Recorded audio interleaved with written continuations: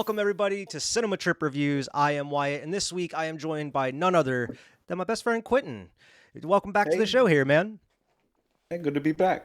Yeah, I think the last time you were on the show, we did our Mad God review, which, Yeah, coincidentally enough, was directed by Phil Tippett, who, he did some of the special effects design and some of like the stop motion and like actual motion animation with like what was it, LMI? ILM. That's it. Jesus. no, yeah, Anyway, close enough.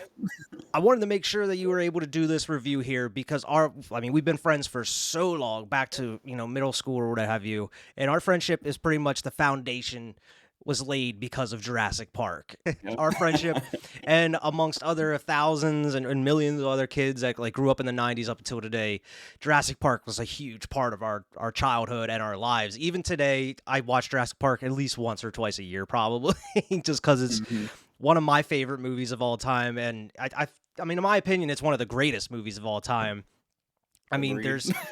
there's only a handful of, I would say, like masterpiece movies from beginning to finish. And this fucker, Steven Spielberg, has two of them with Jaws and Jurassic Park. I knew Jaws was the other one. Yeah, like I don't know E.T. how he does it. E.T., I mean, I wouldn't rate E.T. up there with like Jaws or Jurassic Park. It is a good movie. He has some other good films, but nowhere near like Jaws or Jurassic Park here, man. But I mean, this is the 30th anniversary, which is coincidental. I mean, I'm turning 30 here in a couple months. I think you turned 30 here this year, so I mean, it's all laid perfectly. It's coming full circle here for Yeah, us to talk about Jurassic Park. the Um, stars have aligned. So I mean, I know that you are a huge dinosaur like lover amongst other things. What is your history with like Jurassic Park and kind of your love of Jurassic Park? Oh, jeez. I feel like I was actually just saying this to Gwen whenever we were watching it. I was like, I feel like my earliest like memories as a person, as a child, is of watching Jurassic Park and just being Hmm. like absolutely scared shitless, but like in all the best ways. And yeah, I it's just good. It's just so good. It's just mind blowing, and it has stuck with me for like literally ever. It has shaped so much of who I am, even as a person. Like reading the book then, and Hmm. revisiting the movie, like you said, probably at least once a year, and just like always taking something new from it, and just being like, wow, Michael Crichton and Steven Spielberg, just masterpieces, just geniuses. Yeah, yeah, for real. And like that's one of the notes I had here is apparently like Spielberg. I see. I didn't know this. This was surprising me. Steven Spielberg was working on like a screenplay with Michael Crichton at the time. That Michael Crichton was actually like writing the book, and he told Steven Spielberg all about it. And he's like, "Yes, I want to make that into a movie." He convinced Universal to buy the rights, like the film rights to the book before it even released in 1990. It wasn't even out Wow. yet, and he's just like, "I want to make a movie of this like ASAP." And Michael Crichton was like, "All right, I'll help write the screenplay and everything for it." But like, this was a passion project of Steven Spielberg, along with the other one, which we're not going to talk about as much because it's going to bring the damn show down. But Schindler's List, he was making he wanted to make that first. That was like his passion project, like other than like making a dinosaur movie. And it actually came at a weird time because he made this first and then immediately went into production of Schindler's List. So at night, like he would be filming Schindler's List during the day, having to deal with some of the most horrific things, known to mankind.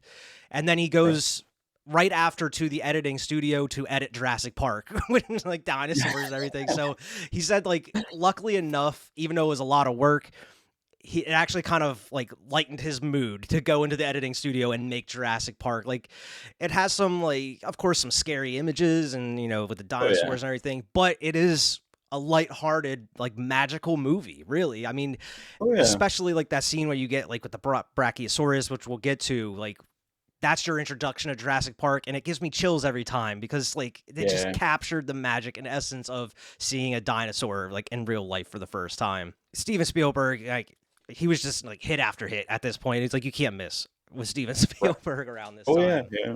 But this movie was made for $63 million. Like, its original theatrical run, it grossed $914 million. And up until today, it's grossed just by itself, that standalone movie, well over $1 billion by itself, through re-releases, toys, what have you, merchandise.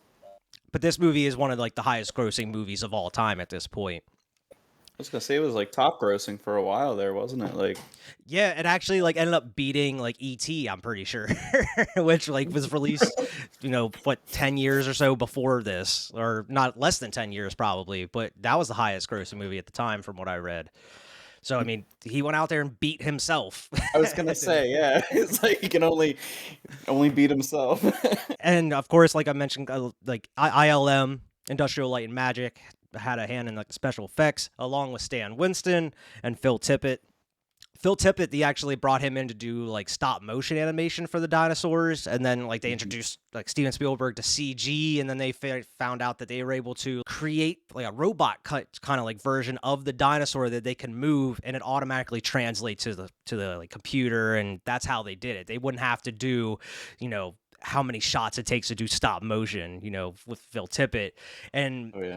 one of the funny stories that came about that was when they were showing Phil Tippett and everybody like how to, maneuver like this little thing. He's like, "Well, my job's extinct," right? like that, like a throwaway line, like, "Well, I guess my job's extinct." And Steven Spielberg, like, it's kind of sad, like the way that he said it, like, "Oh, I'm out of a job now." But like Steven Spielberg liked that line so much, he threw it into the movie there. So what are you thinking? We're out of a job. Don't you mean extinct?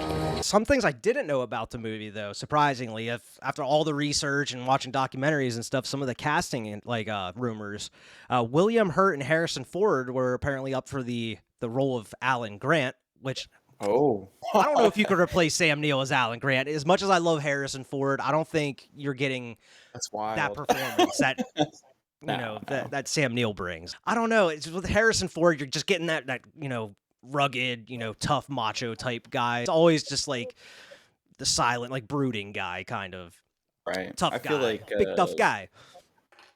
I feel like Sam Neill definitely brought like kind of like a little bit of that. Like he was definitely like more of a quiet, like sort of straight face to Yeah. in Malcolm, freaking Jeff Goldblum just doing Jeff Goldblum things. Mm-hmm. And they played off each other so well. But like, yeah, They I really don't know did. if like I don't know if Harrison Ford, that would have been a little bit of a different movie for sure. Yeah, I don't think it would have been as believable for like the full character arc, wherever he actually had to become like the kind of the caretaker for the children. That was his whole arc, pretty much. Is like, I hate kids. I don't want anything to do with them. He's like, oh, now I got to take care of these kids. Oh, one of them's almost dying. I have to save his life. Breathe, Tim. No, Tim. No, Tim. No. So I mean, like, I don't know if you would get that out of Harrison Ford, or like at least like as believable as it is with Sam Neill, Right. Like, oh, right. these Sam Neill kids, almost. these kids are gonna be the death of me. I gotta drag them around this park. Tim's like, I love you, and he's like, I know. Like, Yeah. Which car are you gonna be in? Still that kills me. Ugh. apparently Christina Ricci was like, she auditioned for the role of Lex, which would have been vastly different, I feel like, especially at that Yeah. time. Like, was the Addams Family around 93? It was in like the early 90s, I know. I don't know if it was around this time, but that's probably around the time, like the look that of Christina Ricci. Like, if you want to, Right. kind of place her in Jurassic Park, look at her from like Addams Family, just not goth, I guess. I don't know if that would have worked as well. I'm sure she would have been great, but like Lex, I don't know, just the way that she plays it.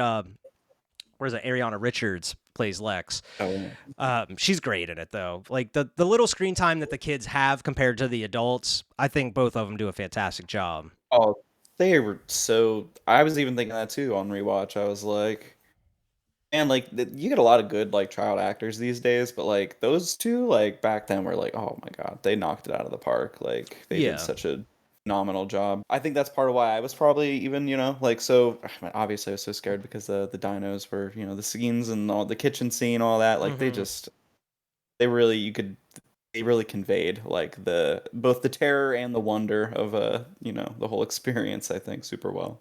Yeah, absolutely. And I think whenever you're dealing with kids, I mean, Lex, she wasn't as young as like what's his name, Joseph Mazzello, who played Tim. She wasn't as young as him, but normally whenever you're getting like younger kids for these like, or like horror or sci-fi or these types of movies or what have you, some of them they could be annoying. It ranges, but I feel like they both did exactly what they had to do. Tim is supposed to be like not a little bit of annoying to Alan Grant, but his character doesn't come off annoying to the audience. I feel like they know exactly Right. who, like, what he's supposed to be, and he actually knows his shit. Like, he's talking to Alan Grant, and then like throughout the movie, he's spitting out that dinosaur facts, talking about that other book that's like this huge when Alan Grant's is Yeah. like. Yep. Oh, and yours had pictures too. And like Ellie is just like pushing it a little farther, just trying to like Yeah. get Alan to Instigating. lighten up a little bit. Yeah. But the other one, the big name here, apparently Sean Connery was rumored to be John Hammond, which I don't think he would, as much as Sean Connery is great, I don't think he would have even touched what Richard Attenborough did with this role at all. I'll say Sean Connery would have done a good, like, if they would have made Hammond more like in the book, like a little bit more of a kind of little bit- antagonist, yeah, like a an little bit more of a antagonist. bastard. Yeah, then They've done maybe good on that.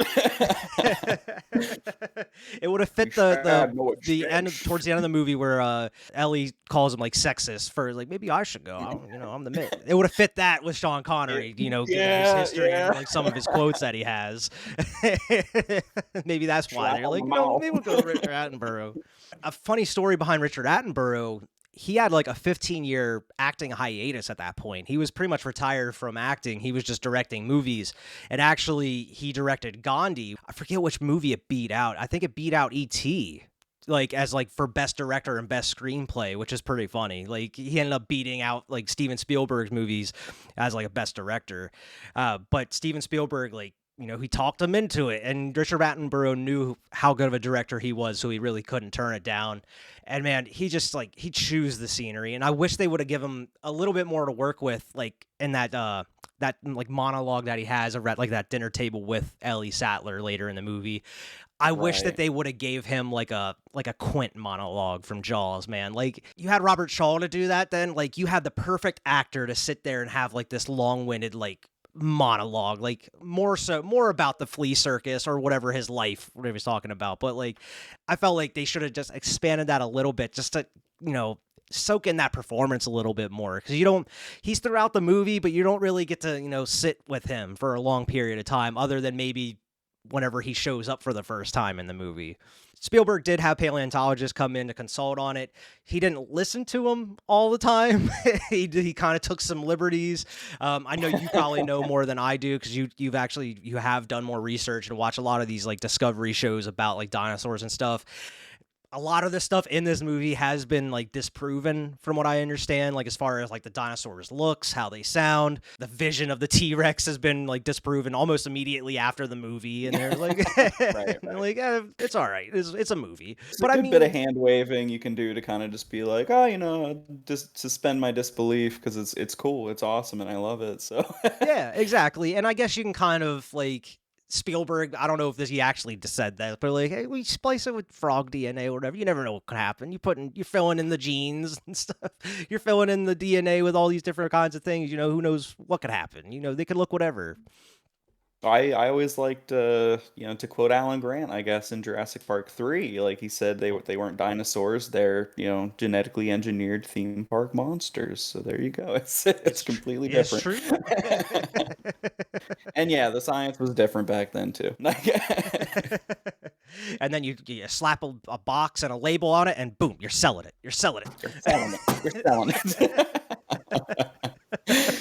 We're going to try not to quote the whole movie while we're doing this, but it's going to be very hard. It's going to slip Gonna be through tough. from time to time, 'cause I'm pretty sure we can pretty much recite the whole film. This movie was filmed on location in Hawaii. Famously, they did actually like run into, I believe it was Hurricane Iniki or Iniki. It was the worst recorded hurricane in Hawaii history. Yeah, I guess up till this day still. Like they had to shut down production for a long period of time. That's how they ended up getting some of the shots in the movie, like the water crashing on the rocks of like the island and everything. But they weren't able to film during that. But a funny story that arose, apparently Richard Attenborough slept through like the majority of the huge part of the storm. And they're like, is he all right? They had to go up and check on him. And apparently he said that he like survived the London Blitz in World War II. So he's like, this is nothing. I've been through worse. He's like, oh, a little bit of rain outside. The Triceratops was actually the only dinosaur that was filmed on location, like the practical effects dinosaurs. Everything else was filmed like on a sound stage and back in Hollywood or Universal lots.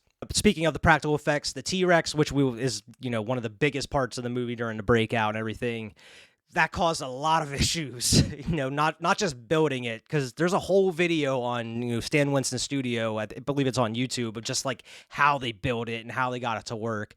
But whenever it came time to film under the rain and everything, apparently the mechanic had mechanical issues. It kept shaking, like it was shivering all the time. They kept having to pat it down with towels in between takes and stuff to soak up all the water. They said that it was just because of the controls. Sometimes it would just act up and just do whatever it wanted. So it was wild.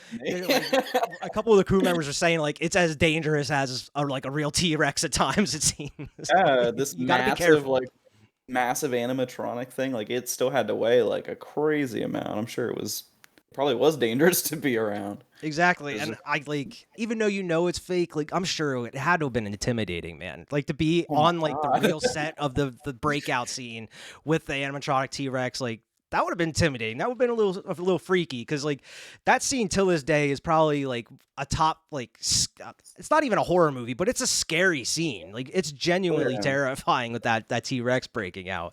And the last note I had here, this is actually one I didn't know as many times as I've seen this movie and looked it up. George Lucas has a special credit on this movie because, like I mentioned, Steven Spielberg had to go on and do Schindler's List after this movie. He couldn't do all of, the post-production duties. So he got his old pal George Lucas to come in and handle some post-production stuff as far as visual effects and sound design and what have you. But yeah, George Lucas has a special thank you credit in the credits of the movie at the end, because he actually had a part in it in the post-production, which was pretty cool. I think I know exactly what George Lucas did in this movie. The banana peel sound whenever Nedry slips down the fucking waterfall? That's George Lucas. That was him. Spielberg watches. He's like, "What is that? A banana peel effect? Who threw that in there?" George's lid. Get Lucas on the phone. Just George is laughing in the back of the theater. He's like, "Come on, Steve, it's funny." Yeah, whatever, George. I'll appease you. I'll put it in there. Okay, and I notice it every time. Every single time when he slips. Yep. It's the only cartoony sound effect in the whole damn film. I'm surprised, given their history with Indiana Jones and George Lucas and what have you. They didn't throw a Wilhelm scream in there somewhere at some point. I'm surprised they didn't. They just didn't have a good spot to put it in there, I'm sure. They had a random worker just getting eaten or jumped on by a raptor. That would have been it. That would have been. They should have just threw it in when Gennaro got eaten on the toilet. Just when he's getting whipped around, just throw it in there. Or the very beginning with Joffrey. They could have done it there, I guess. That dude has a name? Yeah. I didn't know that dude had a name. Is that from the book? Is that a book thing? I think they say his name in the movie. Shit, out of all these times I've watched it, I do not remember that dude's name being Joffrey. Yeah. I have the books here, and I admit I'm a poser. I've only read the first one. I don't remember too much. I didn't read Lost World at all. I have not read this book, and I've owned it for how long now? And I probably should read that before we inevitably do the Lost World review at some point. Was that 98? The Lost World?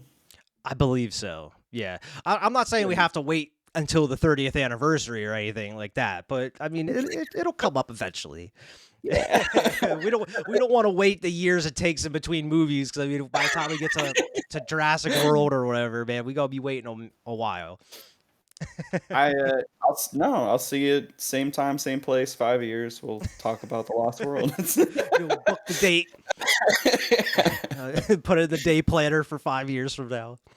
But yeah, definitely read the book. It's really good. I need to. I'm actually planning on rereading the first one here and then going right into the second one. I'm pretty sure Spielberg low-key talked Crichton into writing the second book, but oh, you think? I'm pretty sure that's a known thing. I think that's one of the I little. need a sequel, man. You gotta help me out. I mean, he doesn't really do that much with it. I think they. I don't No, know. I don't yeah. know that much From what I about it. from what I've read about it, yeah, he doesn't do a lot with it. I mean, he used like the beginning from the first book to like open up Lost World with like the girl on the beach and everything. Right, But the like compies and from what I understand and what I read on the movie, they actually were planning to put like the river raft scene in this film. Like that was from the book with like the Tyrannosaurus chasing them through the waters and everything. But you know, it was just too much. It was going to cost too much money, too much work to do. So they had to cut it out. They actually did storyboard it and everything, and they wanted to shoot it, but you know, it just wasn't in the budget, wasn't in the cards at that point. Which that would have been an awesome scene if they were able to pull that off. My guess is maybe they kind of incorporated the Jeep scene instead of that. Maybe that's my guess. I didn't read that if that was the case, but I mean, it's kind of similar in a way. right, which definitely a lot more doable than they were having a hard enough time keeping it dry and keeping it from not Yeah. crushing And people. how are you going to shoot a river like rapid scene in the early 90s like that? Like it'd be way easier to do that today than back then. Yeah, I feel like probably Spielberg after having that animatronic shark in the freaking water, he was probably like, yeah, I'm not putting any big animatronics Well, yeah, in because the that water. It's not famously happening. just would not work as well. Like Yes. Bruce just did Yes. not work, and he's like, "Fuck!" Like, as soon as like they start having trouble with the T-Rex, he's like having flashbacks. He's like, "Fuck, Yeah. not again! Why does this keep happening to me?" We can't just not show the T-Rex. We can't. It's literally the logo of the movie. I cannot not show the T-Rex. He's just like sits Stan Winston down, just like, listen, we have to do this. You got to figure a way out how to do this. I'll get Phil. I'll get Phil back on the line. I'll fucking call Phil in a heartbeat. They gave me $65 million to make this movie. I have to make. You know what they're gonna do to me if I don't put a T-Rex in this fucking thing? But I mean, we might as well hop right into it. Of course, we've mentioned already, directed by Steven Spielberg. We got a great cast here. Sam Neill is Alan Grant. Laura Dern, a David Lynch regular at this point, plays Ellie Sadler. Jeff Goldblum, great performance as Ian Malcolm, who we'll talk about more. Ariana Richards as Lex. Joseph Mazzello as Tim. Richard Attenborough as John Hammond. Martin Ferrero as Gennaro. Wayne Knight. I'm going to just probably call him Newman. Hello, Newman. But he plays Dennis Nedry in the film. Of course, you get Samuel L. Jackson, who plays Mr. Arnold, of course, and Bob Peck as Muldoon. You cannot forget Muldoon in the film. Very iconic. We didn't even mention John Williams does the fucking score in this movie, which makes the movie that like goes right along with everything. This movie isn't the same without the John Williams score. Like no matter, like it doesn't matter who you get other than John Williams. This movie isn't the same. You were talking about getting chills. Oh yeah, every time with the score. Every time. Just that beginning, man, where it opens up, it's like dum dum. Oh, and it like, oh my god, it gives me chills thinking about it. And it shows the Jurassic Park, and you get like that little like pan flute or like whatever. Yeah, really. It's like, oh my god, and you hear them trees. Like I could chill. I want to watch it again, just thinking about it, man. Watch it for the review. We'll just sit here and watch it. I'm down. Like down the line, once we get like a Patreon going and everything, that's what like I'm gonna start like making commentaries and stuff, and we have to do a commentary of Jurassic Park at some point, which will probably just consist of us quoting the movie the whole time, just playing the parts along with the actors. But you get introduced to Isla Nublar, 120 miles from Costa Rica.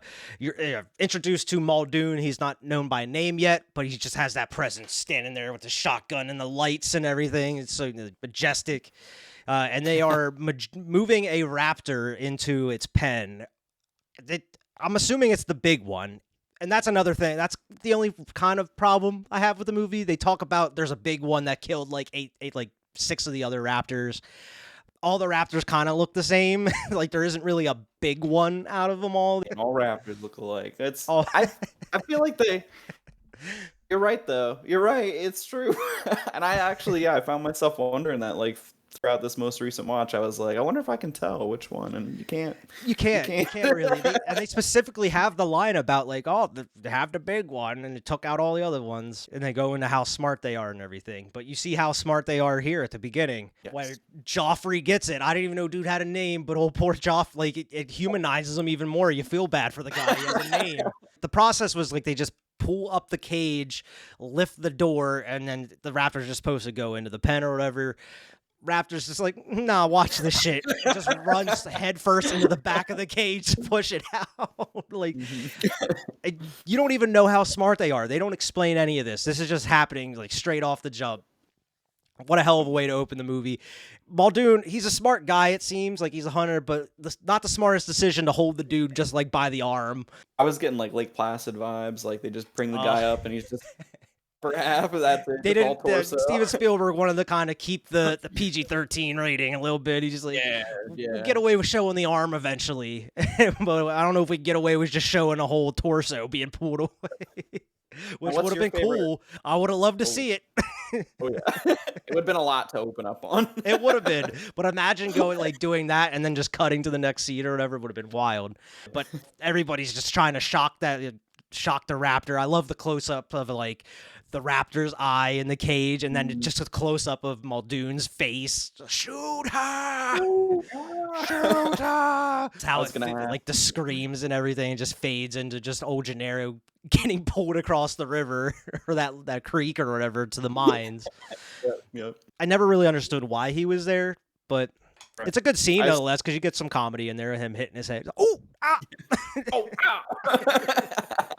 Watch your head. That's one of sound clips that like will live forever in my head. Like,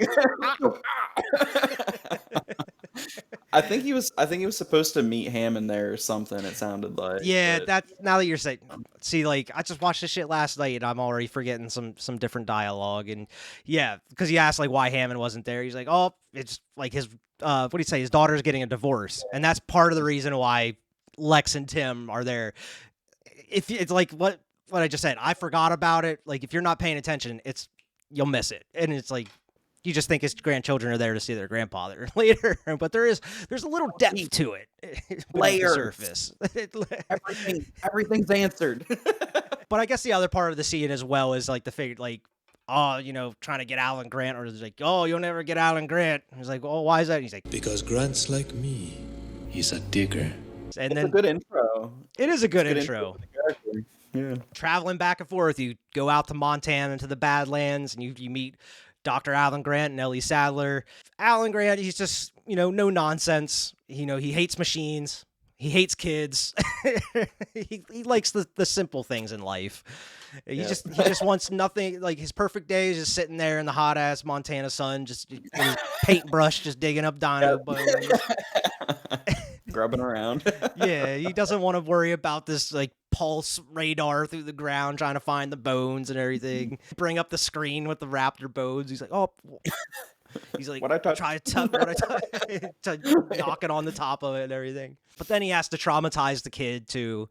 He's like, oh, because he goes into the whole speech about like dinosaurs are ancestor of birds. And the word raptor comes from bird of prey, or means bird of prey. And he's like, oh, rap doesn't look much like a bird. It looks like 6-foot turkey. Right. Not very scary at all. Not very scary at all. And then he's like, watch this shit. Alan Grant's like, watch this shit. Hold on a second. This kid has never been chased by like a flock of geese or anything like that too, I would say. Never seen an ostrich in his life. Like, I don't know. Ostriches are scary, man. I don't want to fuck with no ostriches. Yeah. There's some bad stories about ostriches out there. Oh, yeah. I mean, the whole movie's fucking memorable, but it's one of the memorable scenes of the movie is him explaining like, oh, the attack doesn't come from the front. It comes from the sides. I'll slash you up here or down here. Maybe a rub above the belly, spilling your intestine. Absolutely ruined the kid's day. Yeah, kid's just turning pale. The point is, you're alive when they start to eat you. So maybe have a little respect next time. And he's like, fucking pwned. I own that kid. Yeah. Did you see that, Ellie? Yeah, I was going to say, they're walking back, and he's just like, you see that idiot? Did you see that fucking idiot? Stupid 8-year-old. Who brought this kid anyway? I don't know where he came from. This is like that's like the introduction. It's like, oh, he doesn't like kids, and he's like, oh, they're messy, they're loud, they smell. They do not. Some of them smell. Babies smell. You could tell they have a thing a little bit. I mean, you think they're partners, but I mean, it's insinuated they do have a relationship, and even like he confirms it later. But they never like, buy into it through the whole movie. They're not lovey-dovey. They're not like, she's not the love interest of the movie or anything like that. It's played straight like the whole time. And I think it works for the most part. This movie, like a Jurassic series, does not need a love interest at all, I would say. I mean, that's just a cliched thing to do for most movies, but you don't really think about it until you watch the movie and you're like, oh, they are a couple, but they don't act like a couple at all throughout the whole movie. Like they're barely near each other than like the beginning. It's very organic. Like they just have chemistry, Yeah. Like you can just tell they have similar interests and they kind of just mesh well. And like, I think that's like the level of, character writing that it's, in a movie about dinosaurs and stuff like that, it's like, yeah, we don't need all this. We don't need to shoehorn a romance plot into it. It was just great casting because, like you mentioned, like not only Laura Dern and Sam Neill, but like all three of them with Jeff Goldblum had great chemistry together. Like I don't know if you're getting that with any of the other actors that were rumored for these roles, but that jerk John Hammond comes flying down in his helicopter. Who's the jerk? Who's the jerk? And it just blows just the sand all over and dirt all over their dinosaur bones. They have to go run and cover them up. And they just run in. He's already helping himself into their fridge and everything. I love that. I love that so much. He just roots around in there. He's like, hey, we were saving that for today. I love that so much. It's once again such, very highly quotable movie, but like he just walks in and gets their champagne out and pops it, and he's just like, yeah, you were waiting for me for this. This is going to be the best day of your life. He doesn't even tell them like what it's about. He just says like, oh, I've had a zoo before, but I'm opening up in a huge park. I need some people to come look at it, and it's right up your alley. I'm not going to tell you what it is, but like, if you come, I'll fund your dig for like 3 years, like fully fund it for 3 years. Like, well, too good to refuse. Like, we gotta go, I guess. Honestly, pretty smart. Because like he's like, man, if I tell them I have dinosaurs on an island, they're gonna think I'm crazy. But if I tell them I will give them a ton of money to get on my helicopter in wherever, that's it. They'll see it. They'll see the dino. I'll be really vague until then. He's like, all these lawyers are, bothering me. He's like, you know any lawyers? Like, no, we don't really know any. He's like, that's probably good. But that's a great scene, though. You get introduced to John Hammond, his catchphrase throughout the movie, spare no expense. We really spare no expense. On the rewatch, I was like, he did spare an expense, though. He didn't pay Nedry enough. You should have spared no expense on that one. Like, the one dude you should have paid, man. Like, come on. What was Muldoon getting paid? I mean, he had easily probably a more dangerous job, but come on. Probably had some kind of contract with Muldoon where he's like, oh, you can hunt a raptor eventually or something like that. Some kind of shit like that. Had to have. It's like, come on, man. Like, nobody's ever going to get the chance to hunt a dinosaur ever. I got to. If I'm going to come work for you, just let me have one. You can make as many as you want. Just let me have one, man. And it's like, what's his? I forget the dude's name, but it's like the dude from Lost World, the bald guy. Oh God, yeah. Oh my God, what like, is? I just want to hunt a T-Rex. Is it Roland? Roland, yeah. Yeah. And we go to Costa Rica. We get to meet Nedry and Dodson. We've got Dodson here. Nobody cares. It's like, what's the hat? You secret agent? The whole Dotson. We got Dotson here. Nobody cares. That's me. Anytime I think about, and we won't get into it, but anytime I think about Dominion. Oh yeah. Nobody cares. Oh, Dominion goes like a shit ton of money. Nobody cares. Who cares? Nobody cares. Go back and watch my review of Dominion. If the review is good, the movie is not. That's a whole other can of worms, which we will probably get to. Who knows in how long? Because that will be a re-review at some point. But Dodson, I guess he works for who's the company? It's not mentioned in the movie. I don't think Biosyn. Is that what it was? Yeah, I don't think it's mentioned in the movie by name, but he works for like Biosyn. Of course, they not him, the guy that plays Dodson, but they bring the character back in Dominion all these years later for some reason. Because he's just the head of the company now, I guess. But Dodson pays Nedry to, well, I forget what it was, like 1 point something million if he gets all 15 embryos off the island. He wants to steal the research from Hammond, probably to open up his own park and engineer his own dinosaurs and everything. He's like, how did he do it? I need to know. But like, it's a great scene. It's so small and probably should not be memorable in the slightest, but it is just because of that scene. And I mean, it's a meme at this point now. It's like, nobody cares. Nobody cares. I think we got another George Lucas moment for the sound design. Whenever I wanted to Newman ask does you the about squeal, this because his squeal laugh.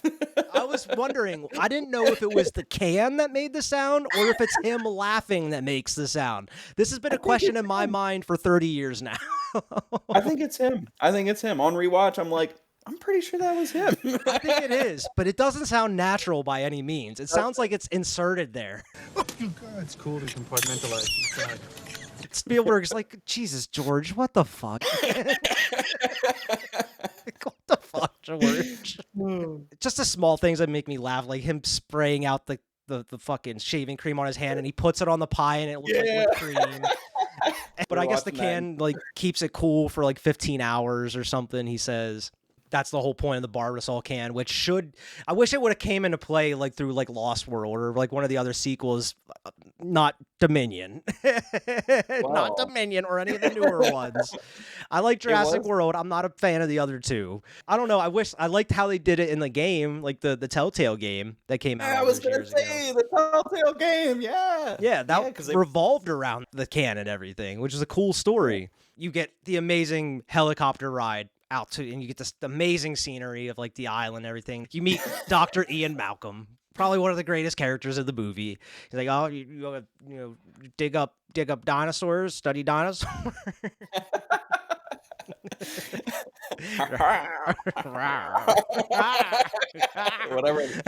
Whatever the fuck that is. Was that in the script?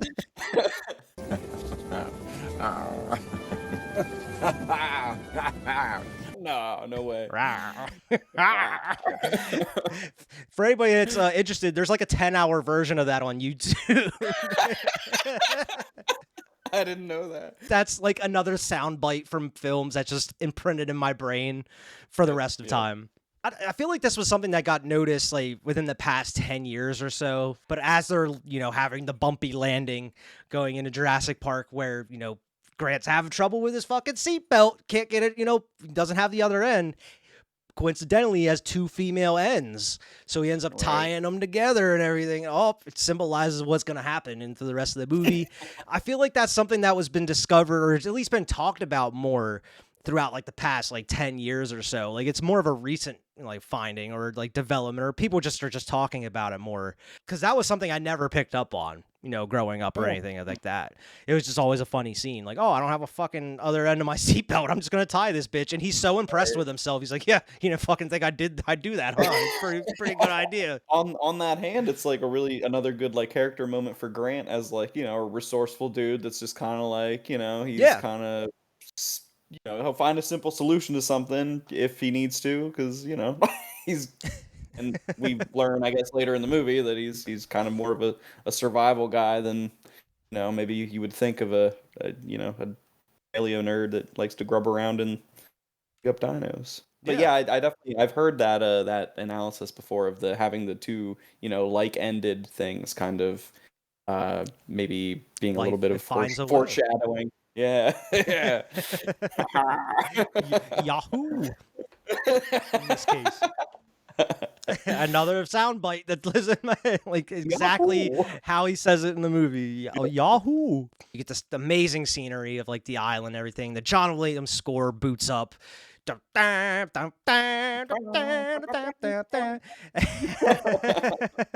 land in Jurassic Park. They get in the Jeeps, which In a second, I will come back to the Jeeps here because I have a question about this as well. On the way to wherever they are going, Gennaro insists on telling John again, just like, listen, John, I have 48 hours here to make sure everything's up to code. I will shut you down, buddy. Like, This isn't a pleasure cruise. We're not here for fun. John's like, just relax, man. Just have a good time. He's like, I assure you, John, this is not going to be a vacation of any sort. And then this, like we talked about before, is one of the most magical moments of the movie where they drive up. Ellie is just fascinated by just that big ass like old leaf. She's like, this is from whatever period. I like this. How did they get this? For hundreds of thousands a year. Grant's just like, it's like gift on, like, you look up Jurassic Park as one of the first gifts of him pulling off his sunglasses and everything. Yeah. And you get the reveal of the amazing Brachiosaurus, just eating the leaves off the trees. And I feel like it still holds up 30 years later. It still looks great. And normally this kind of CGI doesn't look great in like the daylight. Normally they kind of hide that kind of stuff in like, they do it in the dark or nighttime. But here it's on full display. And I think it works better whenever they show like the herds. They do move in herds by the lake and everything, because it's like they have like the heat waves blocking it up a little bit, blurring it a little bit, so it hides it. But I think it looks great still all these years later.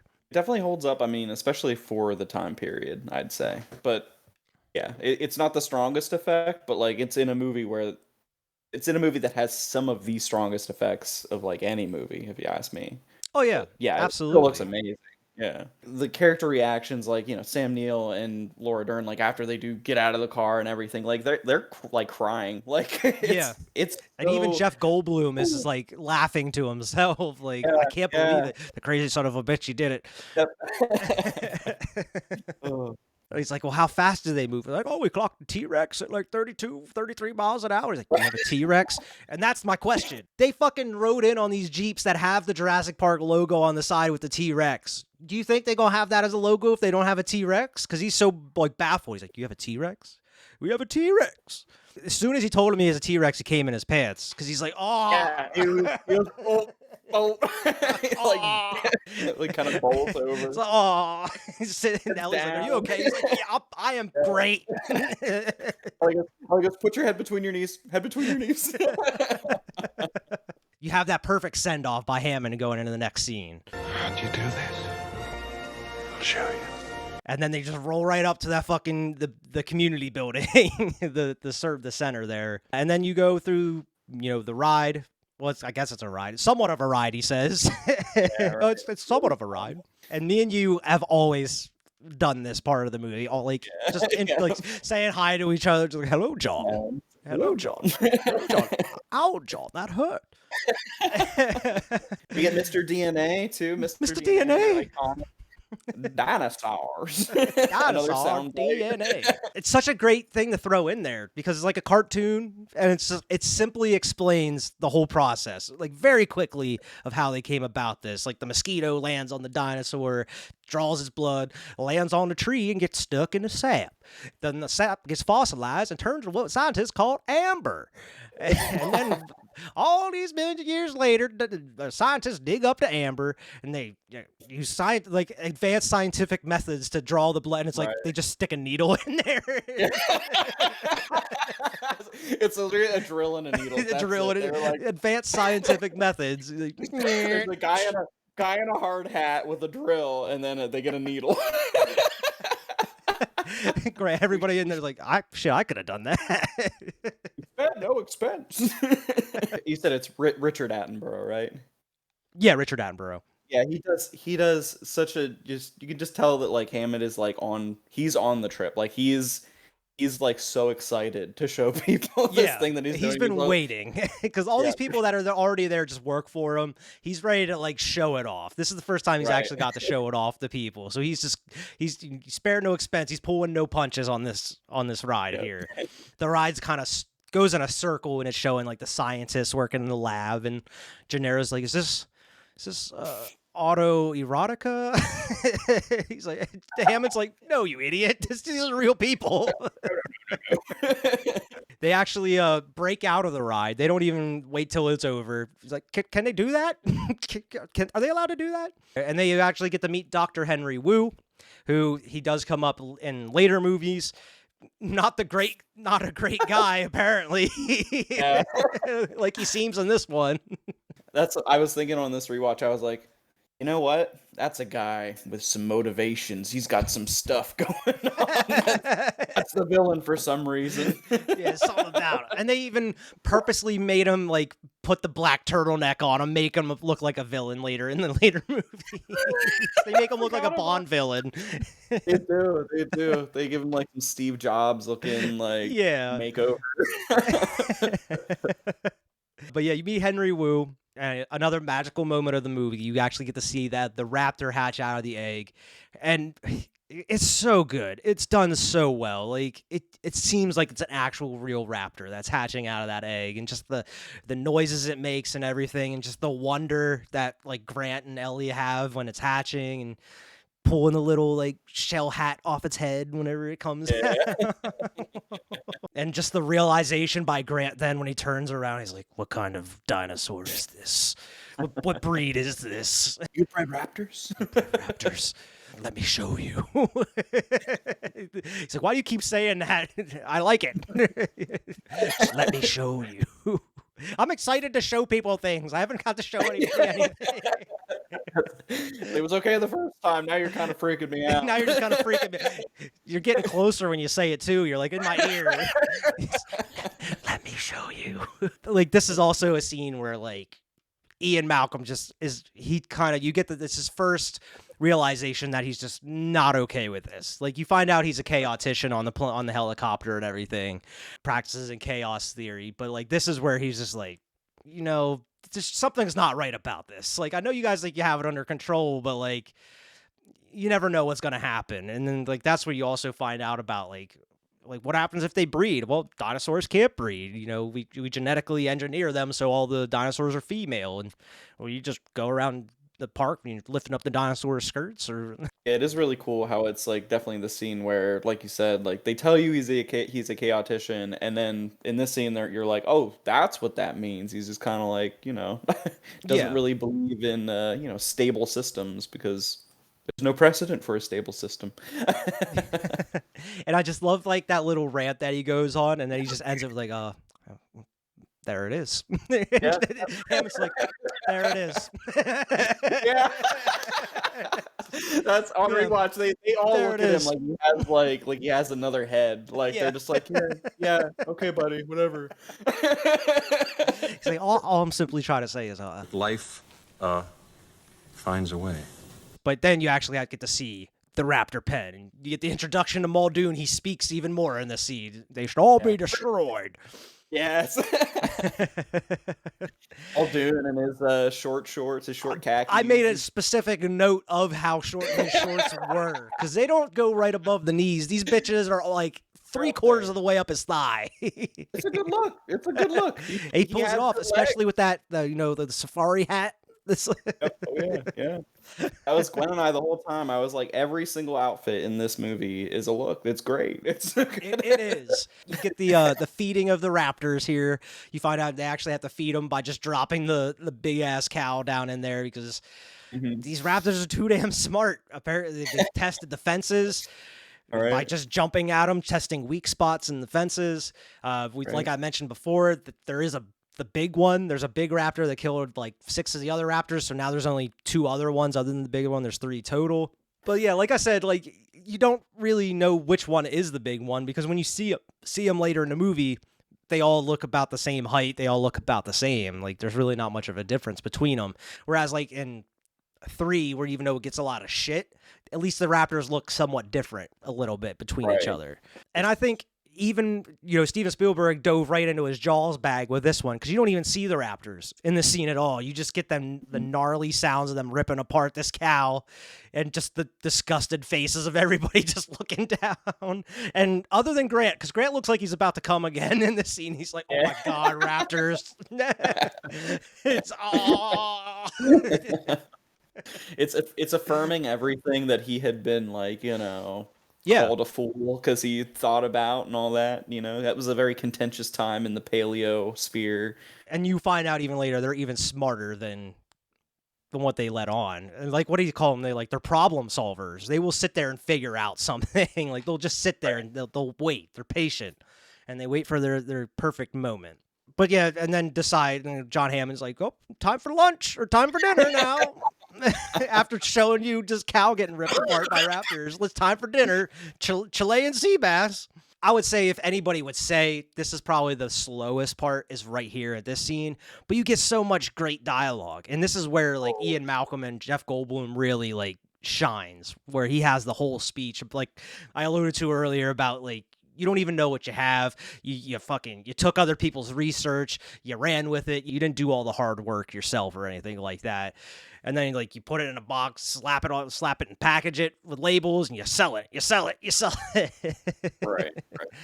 And then he's like, "Well, condors are almost extinct. What would you say if I like created a flock or pack of condors or whatever?" He's like, "See, that's a little different now because dinosaurs had their chance, man. They had their chance.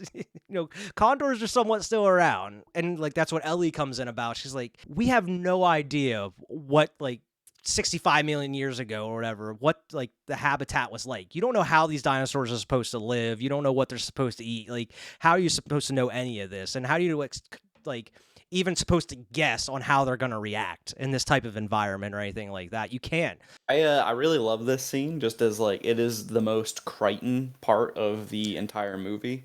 Absolutely. Because it really does just take like the synopsis of like what the whole movie or what the whole book is about and kind of like synthesizes it into this one scene. Yeah, it makes it a little bit more concise into that one scene.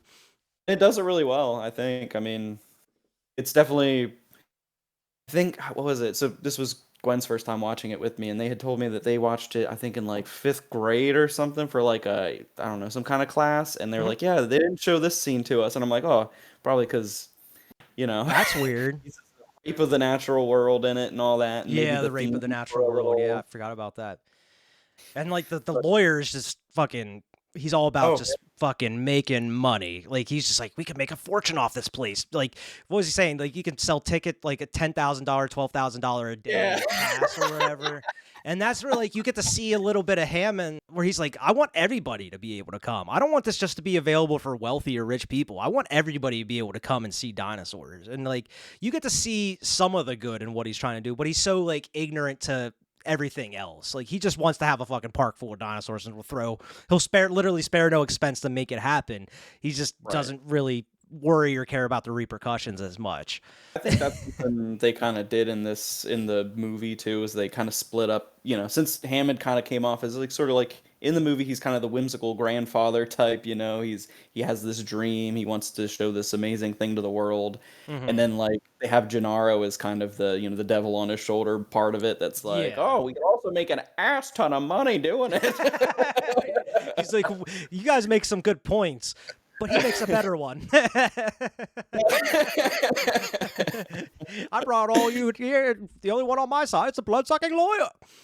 He wants money. It's just, like they have in the book, Hammond's he's a bastard capitalist about it. Like he's about making the money, and that's kind of more, I guess, where Gennaro's focus was. So it's kind of cool that they wanted to kind of split that character up a little bit. They didn't want to make Richard Attenborough like the bad guy, even though you do get a sense that he is like, he's not like he doesn't mean to be a bad guy. And that's really the thing is like, and it's sad to see, I mean, we'll get to the scene later, but like, he's not even really thinking about his grandkids or anything. He's just like, I'll make it work next time. Don't worry. It'll be better. I can make it better. Like, we'll get it right. And she's like, dude, like, you saw what happened. Like, come on. Like, how can you sit here and tell me this? Like, after everything that's happened. But we'll get to that. But, like, I don't see Richard Attenborough, like, not only not wanting to be that guy, but I could see Steven Spielberg like, yeah, we can't make this guy like an antagonist type character. Like like you mentioned, we want to see him have like that childlike wonder of his own creation with everybody else as he's showing them around the park and everything. Speaking of childlike wonder, though, we get to meet Lex and Tim here in this next scene. Grandpa! Kids! Tim is a huge Alan Grant fanboy. He's read his books, wants to sit in the same car with him. Alan's just kind of circling around the cars trying to lose it. Slams the door right on his face. Gets him in. Lex is like, she said I should sit with you because it would be good for you. He's like, this bitch. Ellie's just trying not to laugh. Right. And then you get to finally go on the tour of Jurassic Park. What do they got in there? King Kong? Yeah, you get to see the fucking gates of Jurassic Park, and you find out it's kind of a bummer for the most part. You know, you can roll up to the Dilophosaurus, exhibit, nothing there. Alan Grant's pissed, damn. And roll over to like the T-Rex paddock, nothing there. Shit, bring out the goat, I guess. Right. Try to force him out, and he like doesn't want to be fed. He wants to hunt. I think it's kind of cool too. Like during the whole tour, like while they're going around, you get the kind of the POV of the behind the scenes with Hammond sitting back there with Arnold, Dune, and you can tell Hammond's like he's different around them. Like he's kind of like he loses the veneer a little bit, and he's kind of just like this has to go right. Yeah, he's way more serious behind the scenes because, you said, it cuts back every so often during like it's important dialogue too. I mean, this is where you get to see like the beef between Nedry and Hammond. He's like, yes, Dad. He's like, yeah. He's like, they are your problems. Yes. I love that so much. Our lives are in your hands, and you have butterfingers. Butterfingers. It's never gonna get old. And Arnold, he's the one. It seems like he's doing everything. Like he fucking constantly has that cigarette that like smoking at the butt.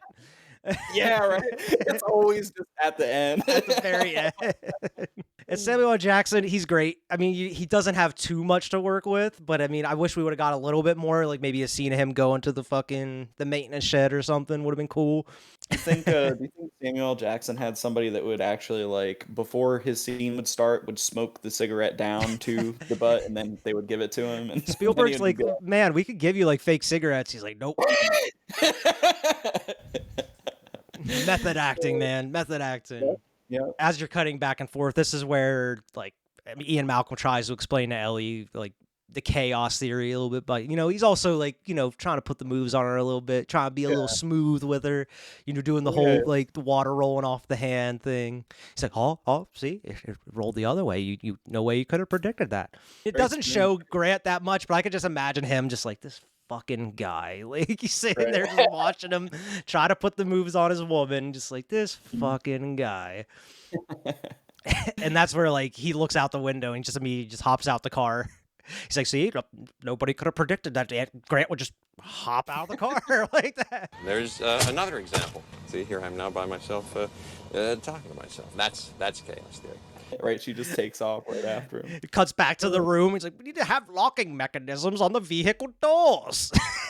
Another highly quotable quotable line, apparently. Like it's that shit that sticks in my brain, dude. I feel like Muldoon doesn't have many lines, but all of them are like just bangers. Pretty memorable. Pretty memorable. He's just a great character. I wish we would have got more of him. He's just fun. He's a fun guy. But this is where you get like the sick Triceratops. They mention about how like she sees like West Indian lilac. I only know that because I've watched this movie so many times, and that's what I know what a West Indian lilac is. It's really impressive. I didn't even have it in my notes because I knew as soon as I get to this part, I would remember what it was. But she says it's like toxic, and they're like, yeah, we know it's toxic, but the animals don't eat them. Don't worry. And it's like, what was the point of having it there if it's toxic and they're not going to eat them? Why do you have it there? Like, just to be safe. Why would you put it there? You get the assumption that that's maybe what's making the Triceratops sick. Its pupils are dilated and such. But to be sure that they're not eating it, she has to go check the dinosaurs' droppings, which is another like meme that goes around. One big pile of shit. That is one big pile of shit. I hope you're going to wash your hands before eating anything. Yeah, right.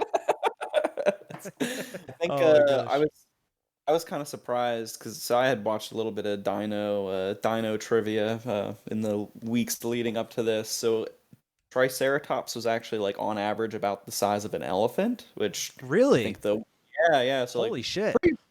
significantly bigger than the one that we see in the movie Yeah. there, which it's a little thing, but and you see the pile of shit, and I'm thinking, no, yeah, that's like a big, that's like Yeah, that elephant would pile. make sense. Yeah.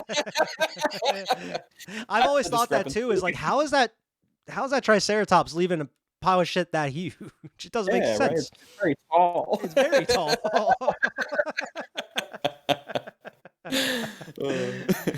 But that's like, you get a great scene too of like, because Grant is just like, this is the first time he's actually got to see one like super up close, and he's just taking it all in, laying on the belly of it while it's breathing, and like you just get to see like I love the expression on Lex's face where like she gets to see like an adult like having fun and seeing like the childlike wonder in an adult's eyes a little bit.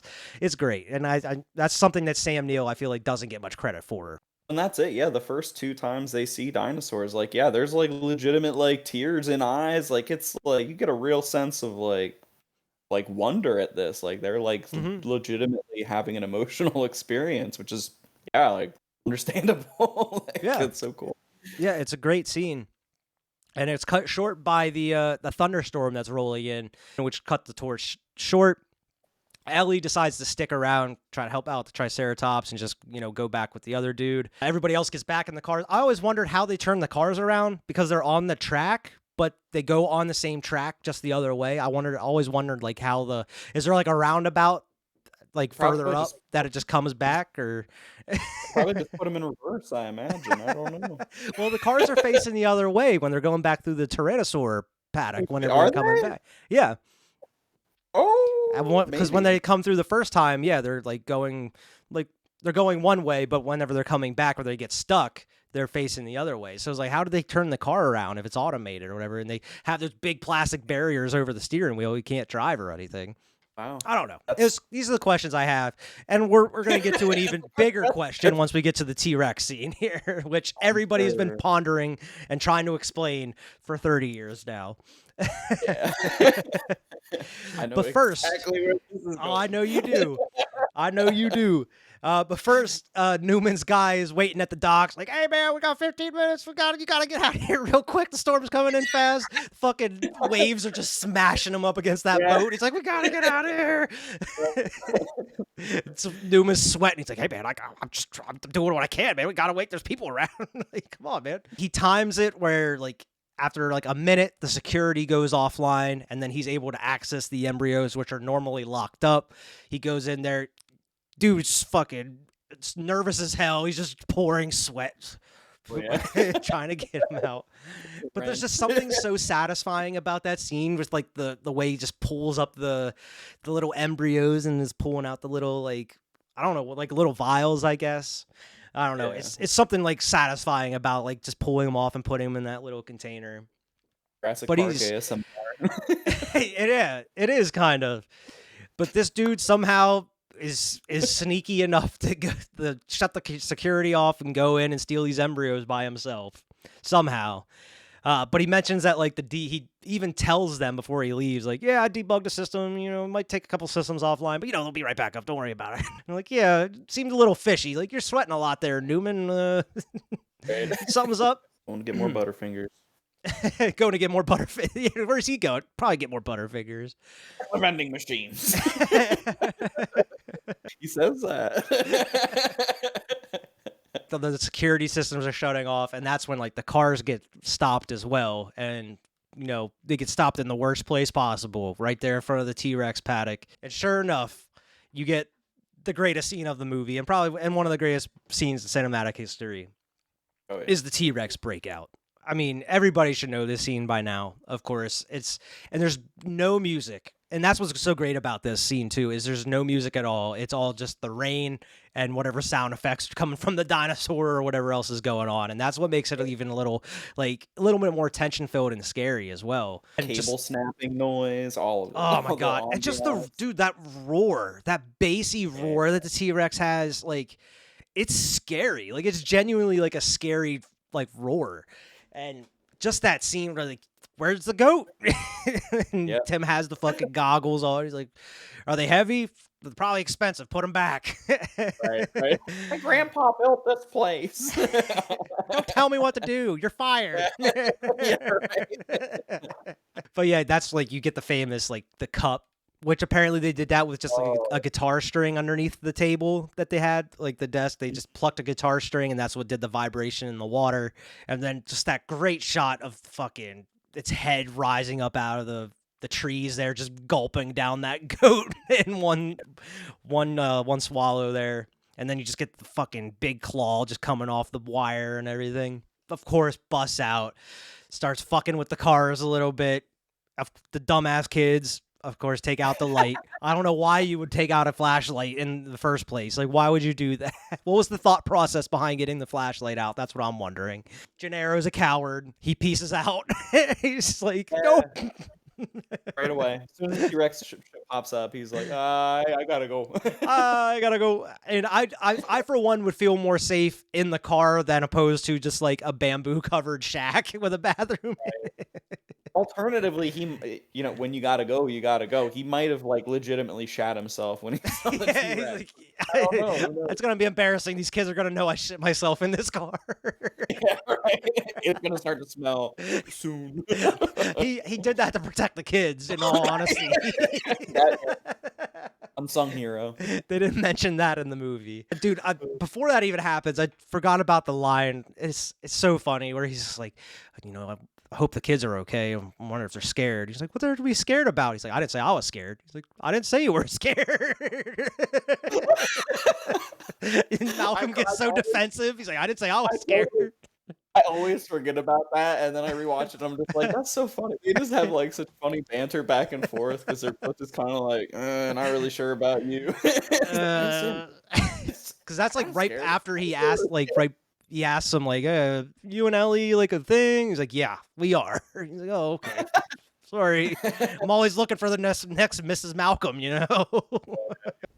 One of my favorite things that I remember Sam Neill having said in some interview somewhere was that like, they did all the casting stuff for the movie and all that, and then he was like, yeah, and then I show up and this guy's supposed to play like some nerdy mathematician dude, and it's freaking Jeff Goldblum playing this like sexy rock star type guy or whatever, and he's just like, where it's like, if you look at Jeff Goldblum now, you're like, oh yeah, I totally get the nerdy scientist type dude, but like in the 90s, the way they had him like that was like, especially in the scene coming up a little later, which it kicks off the scene.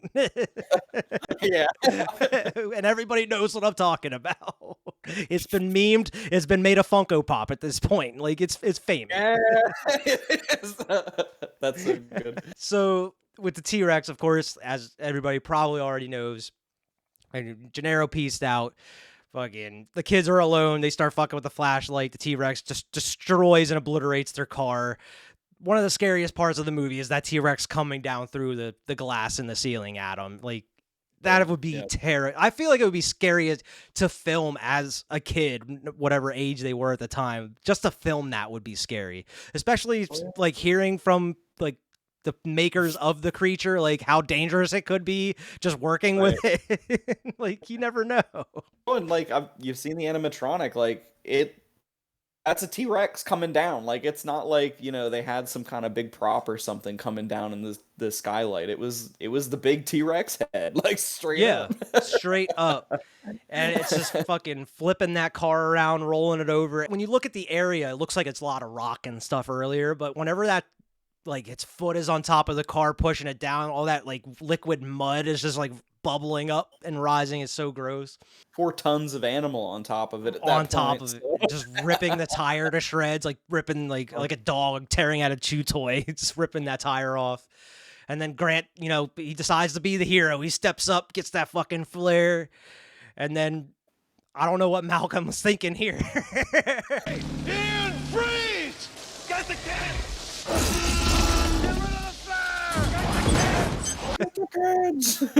Gets straight just thrown through the fucking bathroom where Gennaro's sitting. And I don't know, like if you rewind it back and look at it, it's so awkward how they have it filmed. Like he just kind of gets like just lifted off screen, like how is like he gets thrown. It's such a weird way how they did that. I love that little like. It reminds me of like a dog, like the little head tilt and like the T-Rex gives. Like, what the hell? If he didn't already fit himself, he did then. Like, yeah, and luckily he was in the right place.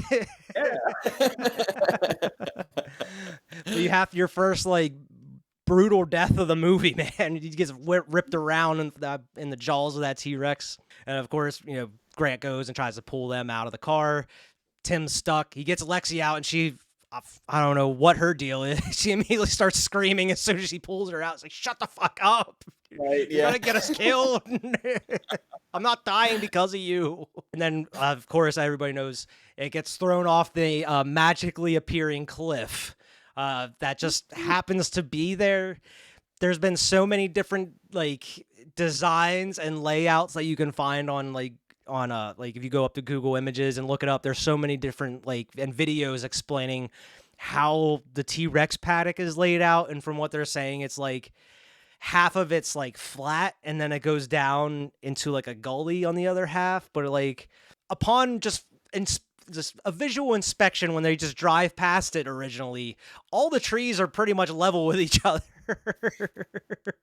I don't know where this cliff came from. He didn't push that car that far away from where it originally was. So I always wondered how this cliff just kind of appeared, and it's a huge fucking cliff. Oh yeah, yeah.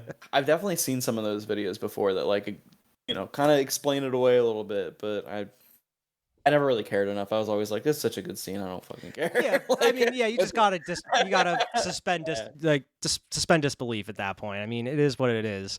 It's just like, as a fan of the movie, you're just like, how the fuck where did this cliff come from? But though, and that's the thing, even though with something like that, it doesn't take away from anything else in the movie. This movie is still a masterpiece from top to bottom, and it's something that like people just brush under the rug. Like, that little cliff, we don't talk about that little cliff. Yeah, but remember how cool it looked when the car came down over the thing into that tree? It was awesome. Yeah. And of course, that's how the scene ends there. It's the fucking car getting dropped off into the tree. You cut back to like them in the control room trying to fucking get in the Nedry's computer. Of course, he has the didn't say the magic word. Please. God damn it! Hate this hacker crap. Arnold explains how to reboot the system, whenever they have to go through like every single line of code to find like the right one. Like, how many lines of code? He's like, about 2 million. Like, oh great. And then you actually cut back to Nedry, who he's just trying to get the hell out of Dodge. He's trying to get to the docks, driving way too fast in the pouring ass rain, misses the big ass sign that has there going for where the docks are. He somehow misses that and goes straight off that little it's like a little cliff, I guess. Not even a cliff, it's just kind of like an embankment with rocks and like a little waterfall there. And that was where he fucked up. Dude should have just got out and walked to the docks at that point. I didn't even think about this until now. This is how much I didn't think about this. Where were the gates around where this Dilophosaurus was at? Because he went right off the main road into that area where the Dilophosaur was, and there was no fencing or anything. So could that Dilophosaur just walk up to that road anytime? My take was, because I was thinking this too when I watched it, and my immediate take was like, oh well, the fences have been off for what, like 15 minutes now, like maybe it could have like jumped it or got around it or something. You're right. Right. Or like the T-Rex just kind of broke through it or chewed through it or something. Who knows? But that's a funny scene, though, where he's just fucking trying to hook the wench up to the tree. Dilo's just peeking around, playing peekaboo with him, just toying with him a little bit. A little cute Dilo. I think the Dilo is probably one of my favorite like designs for like out of all the dinosaurs that they have in the first movie. It's just so fun. It's just such a cute little guy. Yeah, and it's so criminally underused in the series. Yeah. Like, it's easily it's definitely a memorable part of the first one, but like you barely use it in any of the other sequels other than like a hologram in Jurassic World, and then you finally brought it back in Dominion, where it was like, what was the point there? Just to bring it back because you had the original cast. That was probably, other than the T-Rex scene, that's what scared me like as a young kid, like watching it. Like, the Thrill. like, bro, it's Yeah. scary, and just like that little like that screech it does too whenever it Yeah. spits out the goo, the tar, like poison tar or whatever it is. But like I love that like he hits his head trying to get back into the car, like that little slapstick comedy a little bit. His head, get the banana peel sound Yeah, going, whoop. George Lucas. Drops the Barbasol can, and then it's lost Mhm. forever. And then the Dilo just happened to pop into his car and sit in that passenger seat and wait for him. Apparently also knows how to open doors, I guess. I always assumed it just hopped up through his open door whenever he like hit his head and fell, but you don't see it. So he must have opened the passenger door and climbed in. Nedry's down, so we get like 2 deaths pretty quickly with Gennaro and Nedry here. Then we have to you go back to Grant where he has to try to figure out how to get Tim out of the tree. And he's just chilling. I threw up. Yeah, I threw up. It's like, yeah, man, you were like on a roller coaster coming down here, man. I don't know how you're still alive, falling out off that cliff in this car, man. To Grant's credit too, he's starting to do better with the kids. He's like, I won't tell anybody you threw up, Tim. Yeah, don't worry, man. Your secret's safe with me. We gotta go though. We gotta go. Like you said, this is where his character arc's really coming out, and specifically right before he climbs up where he's talking to Lex, where she's still she's in shock. He left us, and he's like, that's not what I'm gonna do. Now I gotta go up here and get your fucking brother. You just stay here. I like that too. Whenever they're in the tree, and he's like, "It's just like a tree house. Did your dad ever build you a tree house?" He's like, "No, I hate trees." And he's like, "Yeah, me too." Yeah, me too. And then like the fucking branches start cracking. He's like, all right, we gotta go. We gotta climb down that tree as quick as possible. And that's a tension, like that's a tense scene when they're climbing down. It's helped by that John Williams score. But there they are, back in the car again. Yeah. That's a very good line from Tim also. Yeah. Cut to Ellie and Muldoon. They showed up at the T-Rex site looking at the aftermath of everything. They find Malcolm and parts of Gennaro's body here and there. And of course they find the car when they look over the embankment, and you get that, another tense scene. Like it's back to back to back coming with these scenes now. It's the tension's rattling up here, where you get the car chase scene with the fucking T-Rex in that rear view mirror with the objects are closer than they appear. Yeah. Oh yeah. Another iconic imagery. Must go faster.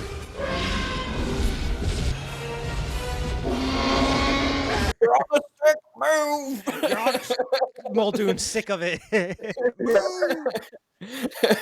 I always thought that that scene looked really good. Like, Oh I yeah, think it still holds up. It's the- terrifying just how close it gets, and fucking Laura Dern sells it too. Like she's screaming bloody murder in that car.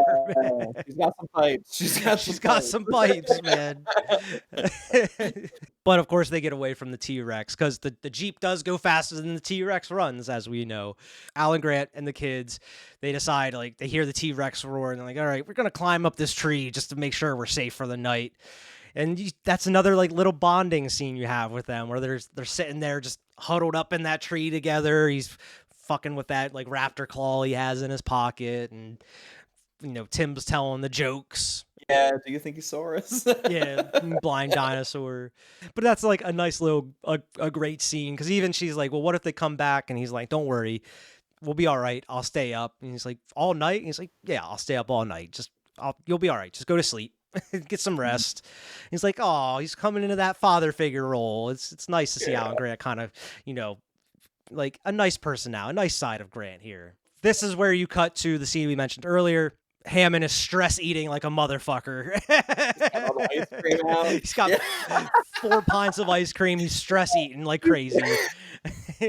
Fuck.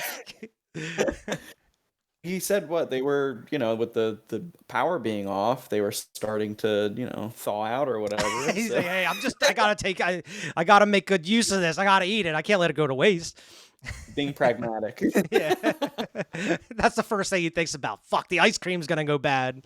But yeah, this is that scene with Ellie where she has that conversation with Hammond, and Hammond, he's just like, he's worried about the park. He's just like, everything's gone to shit. I just got to figure out how to get it better. Like, we could get it, we can make it work. The next time will be better. We could fix all these problems. And like, he's not even, seems like he's worried about his grandchildren out there or anybody, the people that are dying in the park. And that's what she tries to bring to his attention. And he even tried, like, you get to find a little backstory about him. Like, he had a flea circus, and he mentions like people were falling for the illusion, but I wanted to create something that was an illusion, that's something that someone can actually see or feel and touch. And I wanted to bring something special that hasn't been done before. And like, Ellie makes a good point where she's like, what was it? Like, this place is the illusion, or like, here, control is the illusion. Yeah, exactly. Control is the illusion. And like, it's such a great scene, and that's what I'm like, I wish it was drawn out a little bit more, or we would have a bigger speech from Hammond, because I feel like he would have ate that shit up just like Robert Shaw in Jaws, man. Like, if you would have gave him like a USS Indianapolis type speech, it would have been great, because Richard Attenborough would have just nailed it home with that one. Alan Grant and the kids, they wake up and they are joined by a Brachiosaurus who are just kind of popping up out of the trees there. This is probably one of the, other than the practical Brachiosaurus, because you do have a practical head that's there. The only effect in the movie that like doesn't look great is whenever it cuts to like the sneezing part, where it's like completely CG. I was like, oh, that's a little rough, even compared to like the Brachiosaurus in the beginning of the movie. It's a little rough.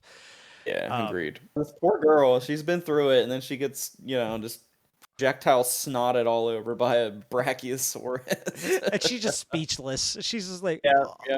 That's a nice like scene. They actually like get to see the nice side of these dinosaurs. Everything that's been trying to kill them for how many hours at this point, they actually get to see a nice dinosaur and interact with it a little bit before they move on to see the brutal part of the park again.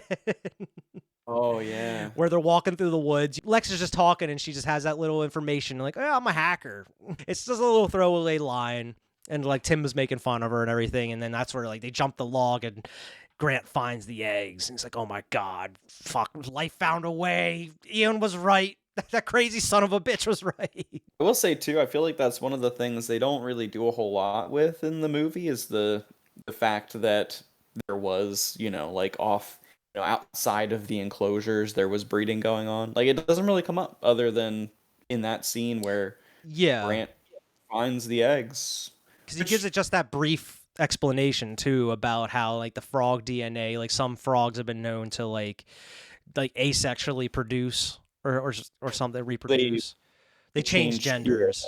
Yeah, they change genders. But that explains it pretty much, and that's how they were able to lay eggs and everything. Like, this is the chaos theory Ian Malcolm was talking about. These are the things that the scientists aren't thinking about could possibly happen by inserting frog DNA in there. And of course, you have to begin the next scene with Malcolm just fucking half naked, spread across your screen, just looking like a centerfold, with his hair all done up like Elvis and shit. Yeah.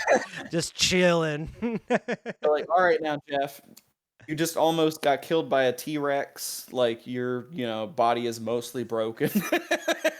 Like, we want you to, just lay here like you're incapacitated. And he's like I'm not sure you got what I was trying to tell you to do here, Jeff, but fuck it, we'll go for it. You look good. In the book, he was on morphine, and he was like, just, high as a kite on. Check me out. Maybe he was method acting a little bit. I'm feeling good. How you feeling, Ian? You're all right? I'm feeling great, man. Right now? I'm feeling pretty sexy. I don't know about you. Arnold's refusing to shut down the system because it's never been done before, because they just don't know what's going to happen. It's like, well, everything else has gone to shit. I think you can kind of sacrifice that right now. The least of your worries is shutting down the rest of the power, like the system, to bring it back up. And then it's just another throwaway thing where he talks about like the lysine contingency Muldoon talks about. And this is really where you get like, this is probably why the Triceratops was sick. This is probably why the Brachiosaurus, where they mentioned like, oh, it looks like it's sick or something because it's like snotty and that's when it sneezes and everything. Is like, maybe these dinosaurs aren't getting the lysine they need because they said if they refuse to give them the lysine, they end up slipping into a coma and dying. And that's why, like, if they ever got off the island, they wouldn't be able to survive. It's such a throwaway line, but it explains why these dinosaurs are sick throughout the rest of the movie. It's like, if you're not paying attention, it doesn't really matter. Right. I think it is like kind of implied too that you know, through all of the genetic, you know, manipulation that they did and everything to make the dinosaurs like, you know, look like dinosaurs and work like dinosaurs, it kind of like they do just get sick because of, you know, they have all kinds of weird genetic deficiencies that they didn't think of. And, you know, Yeah. like you said too, like dietary stuff, like Ellie, Or just like you the know, atmosphere. Like the world is vastly different than it was when the like Ellie was saying earlier in the movie, Absolutely. like that you don't know what kind of habitat they lived in how long ago. Right. Nobody would know. Right. The lysine stuff does too. I mean, that's a big plot point in the book because comes in like towards the end with some of the other stuff they don't get into. But yeah, like I always felt like the lysine contingency thing, they don't really talk about it too much, even in the context of like the Lost World, where they're, or even I would say like I guess Jurassic World, it kind of comes up. Yeah. But yeah, you would think it would come up in like Lost World or even like JP3 or something. But JP3 is a whole nother conversation for another time. Yeah.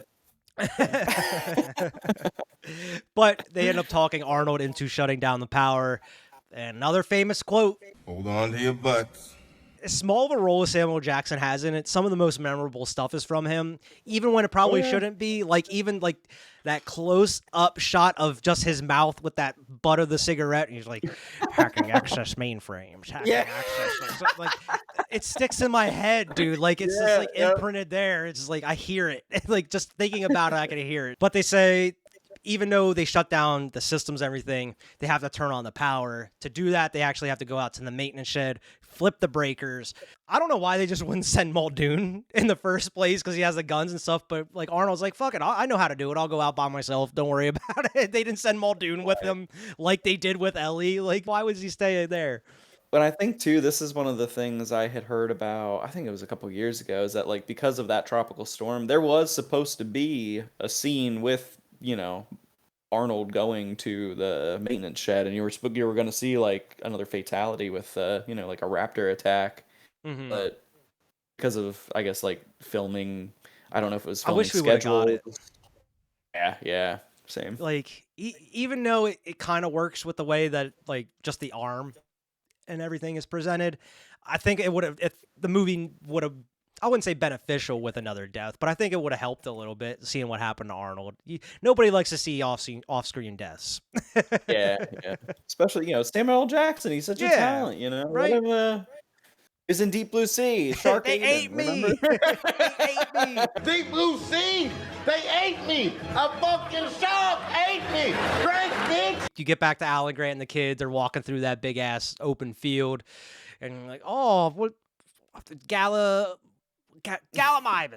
That's it. Yeah. They're flocking this that. way, and that's such a cool scene too. And apparently that was one of like the first test like CG videos they showed to Spielberg is like of the Gallimimus running and stuff, and like the T-Rex stomping across like the field, and that's what sold him. He's like, fuck it, we're going CGI with some of this stuff. We have to. Like, there's no way we're gonna be able to do this with like stop motion. But that's such a great scene of them running between the Gallimimus and stuff and hopping over that log and just huddled there while the Gallimimus are just barreling over the log and everything. And you get the fucking just T-Rex just come out and just ripping one to shreds. Yeah, just busting out of the, you know, the forest edge and just grabbing one. Very cool. Look at all the blood.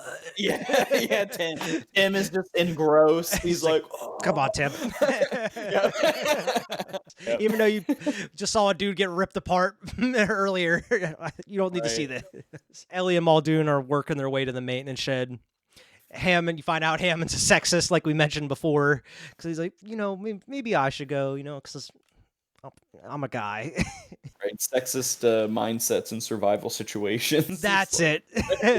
Mindset in survival situations. Because I'm a, and you're a. Yeah, He's like, yeah, I don't think you're going to be running away from any dinosaurs there, Hammond. You better chill here with the radio because you're not even good with that. Malcolm had to steal that radio away from you halfway through.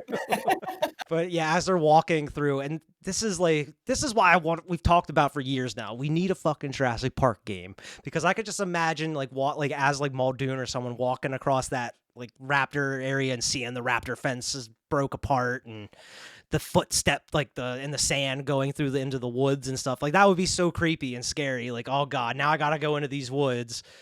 And then you would have to worry about like, oh, I see one in front of me, but where are the other ones that are like hunting me and shit?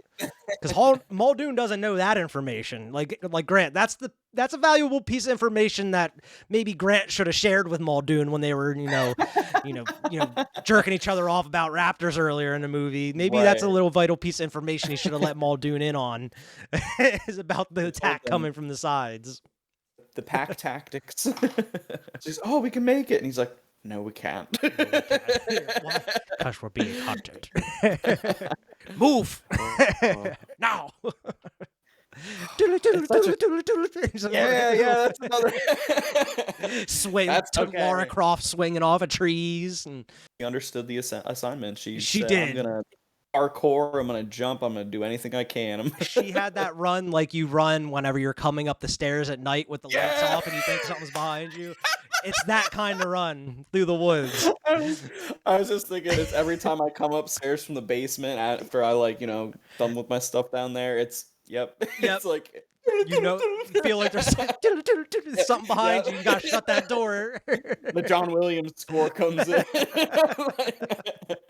And like we mentioned, you cutting back and forth here. You see Grant and the kids come upon the fences, and like, oh, gotta test him out. Ah!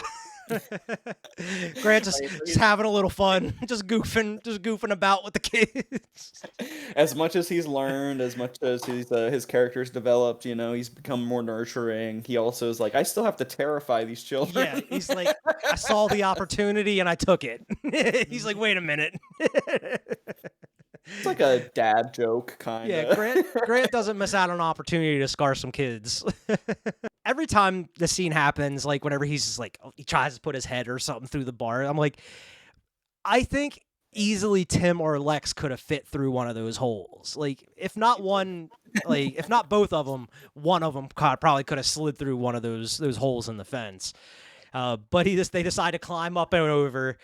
Lex, of course, is like the big sister, has to make it like a challenge. He's like, oh no, it's not a race, children, calm down, like just trying to get over here. And then the lights start coming on when Ellie's flicking on the switch. He's like, all right, it's a race, we gotta go. Yep. Like Ellie's trying, like I mentioned, trying to find her way to the board, and Hammond's just leading her astray. And fucking Malcolm, he's like, you gotta follow the pipes on the ceiling. And he's like, oh, the pipes, yeah, I'll follow them. And I love that big ass like lit up board with like all the different paddocks on it. You got to flip open and press the buttons. Like I always wanted to fucking press those buttons. Yeah. Another one of those ASMR moments, it's the vials in the Barbasol, it's the flipping the buttons.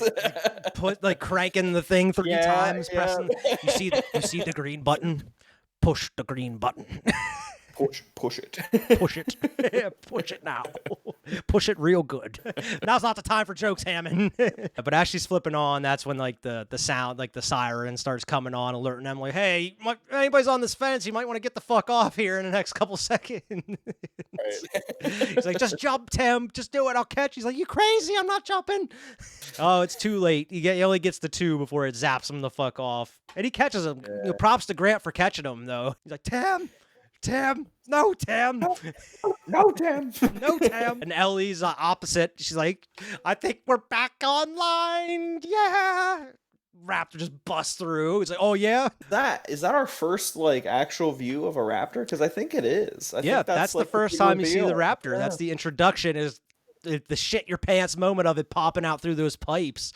It's been waiting. It's just been sitting there waiting for her. Yeah, anyway, that is true. Surprise. I get back there. What was it doing? Yeah, what was it doing back there? But because like you don't think Arnold's body wasn't there, because as soon as she leaves that room and shuts the gate on the raptor, because the raptor just fucking pounces on it, that's when she like backs up into the wall and his arm drops out on her. She's like, oh, Mr. Arnold, you're here. It's one of the fakest looking arms too. It looks like plastic, like a mannequin arm. Like, is she like kind of hobbling because she hurt her leg? I feel like she hurts her leg at that part or something. Because then I would assume so. Like, you don't know what from though. Like maybe like when she's trying to hold the gate shut on the raptor, maybe with her feet. But maybe she just tripped. I'm not sure. But yeah, she's like limping down that hallway big time. And even when she gets out, whenever like eventually finds Grant, she's limping too. Just run, run, run.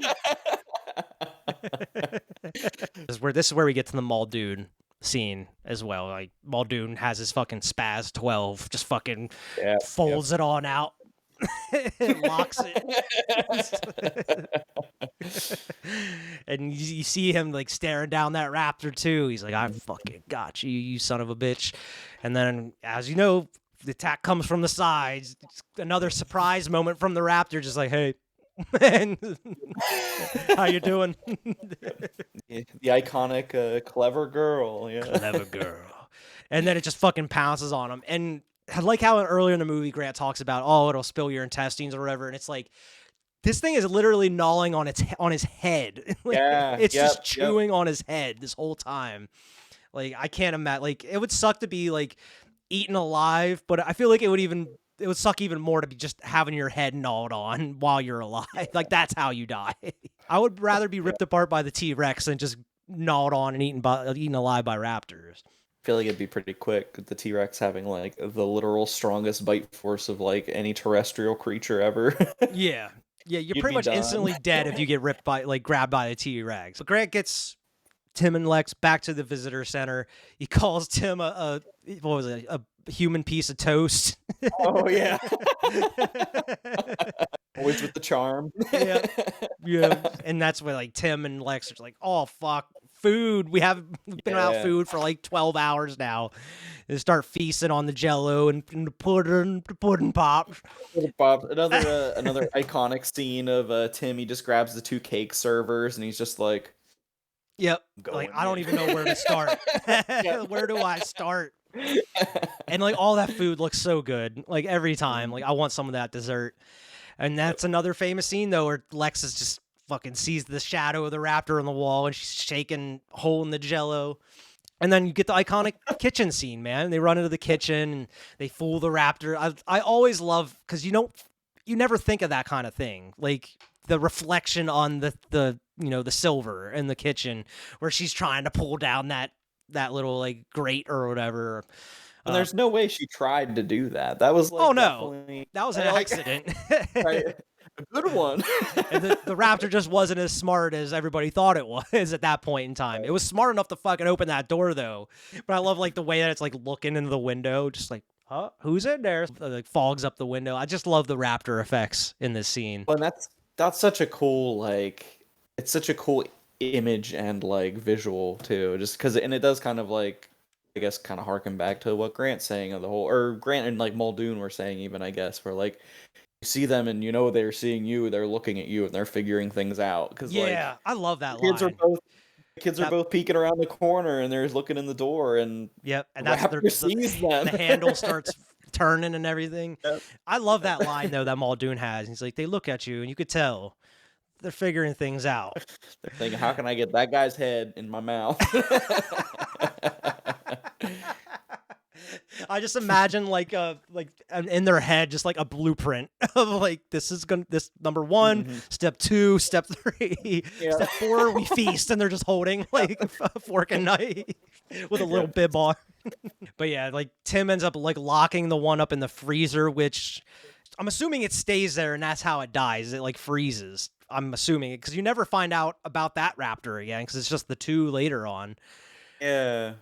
Which is like, it would have been so cool eventually to like come back to the visitor center, or like in Jurassic World when they go back to it. It would have been cool if they like mosey their way into the kitchen and they find like a dead raptor in the fridge and like, how the fuck did this get here? Or something. Right. That would have been something cool to throw in there, or at least something. Like, it's been so long since I played the Telltale game, but I'm pretty sure they didn't include that in the Telltale one either. I'm like 99% sure they do address it in the Lego Jurassic World Oh, for collection. real? Yeah, I'm pretty See, sure. that is something I didn't go down the rabbit hole into. So maybe I'll have to check that out eventually. It's have you played any of the Lego games? Yeah, I played the Star Wars ones Oh, before. oh yeah. The Jurassic one's really good. I recommend it. Oh yeah, I need to play that one. Like I know it was a thing, I just never got around to playing it. But now that It's I know they honestly address hilarious. stuff like that, I need to play it. It's hilarious. It's so good. Yeah, they're Everything all about pretty it. funny. At this point, we're winding down. I mean, Tim locks the one in the kitchen. They end up just fucking escaping from the other one, just piecing out, and they end up running into Grant and Ellie. They get into the computer room office area, I guess it was, the server room. Grant and Ellie are trying their best to hold that door shut. The door locks. Get the door locks. Get the door locks. And that Tim sits Yep. there and does nothing. Tim doesn't do a damn thing. He could be grabbing them that gun that they're trying to reach the whole time. Yeah. While Lex is just working her hacker magic, going in, zooming down through the little aisles about files and stuff. I know this. I know this. I've seen this. But yeah, as she figured out how to fucking boot up the systems, get them back online, the door locks shut, but doesn't help much because they start breaking through the glass. I love that scene because they call Hammond, and Hammond's on the phone, and he's like, Grant! Yeah. You hear the shots in the background. As a brief aside here, I was watching it with Gwen, and Gwen was just like, so whenever, Grant calls Hammond's just there, like, putting a blanket over, like, Over Malcolm, yeah. like, what have they been up to? They're just chilling, like, talking about how much they hate each other, and Hammond's just like, I really "Go do back hate that, man. to bed." I think we have some dinosaurs on this tour eventually. I'm surprised you didn't do that earlier. It's something I breezed past. I think we have some dinosaurs on this tour eventually. I really do hate that, man. There's so much shit to cover. It's all so good in this movie. I wish we could just watch the movie while we're doing this. Someday. It's so damn good. Do a mystery science theater kind of. But yeah, like he calls Hammond, like we're back up and running. Like let's get the fuck out of here. And that's when like the Raptors start coming in. He's like, started blasting. It's like Grant. And they decide to fucking get in the ladder, which is just somehow in that room, I guess. So they climb up through the ceiling. Good timing, I guess, that the workers were in there doing electrical work with the ladder. They were able to climb up through that ceiling.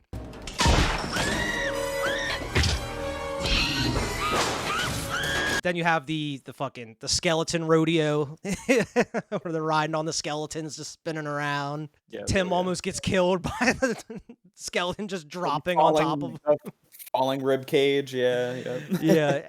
And like I mean, it's good advice. When something's falling on you, the best, thing to do is just look straight up at it so it falls on your face.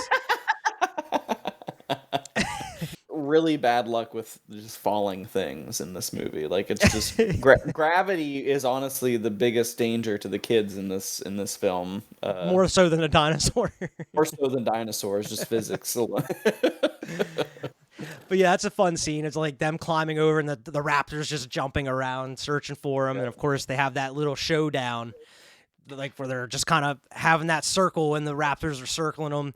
See, if this was Jurassic World, this is where Owen would just put out his hand to stop the raptors, or any fucking dinosaur for that matter. Just put out your hand and it calms them immediately, and they won't hurt you. They didn't think to do that. That's crazy to me. I don't. He shows Grant that. He's like, fuck, why didn't I think of that? I could have just told him, calm down, calm down. Can't talk about it. I'm gonna get Grant's mad. like, that could have saved my life on numerous occasions. You don't even understand, Owen. But yeah, you have that little showdown here, and right when that raptor's about to pounce at him, and the old T-Rex, old Rexy comes in to save the day.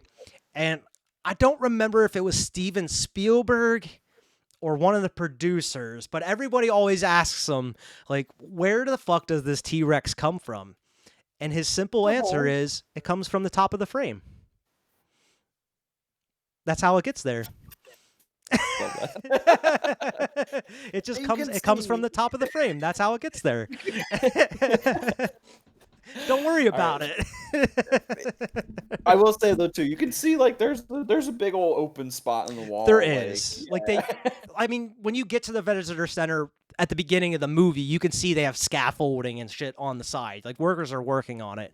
And exactly in that scene behind Rexy, you can see the big ass open hole in the wall. Like you can understand how maybe. I mean, Rexy is huge, so I mean, it had to have probably like slunk in there a little bit.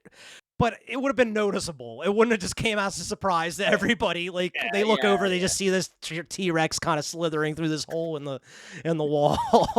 It's like, you know, it was shaking the ground earlier, and Right? now it's You like you didn't it's hear all it of a just sudden- walking up to the building at all during this this interaction. Like, oh shit, we got bigger problems than these raptors here.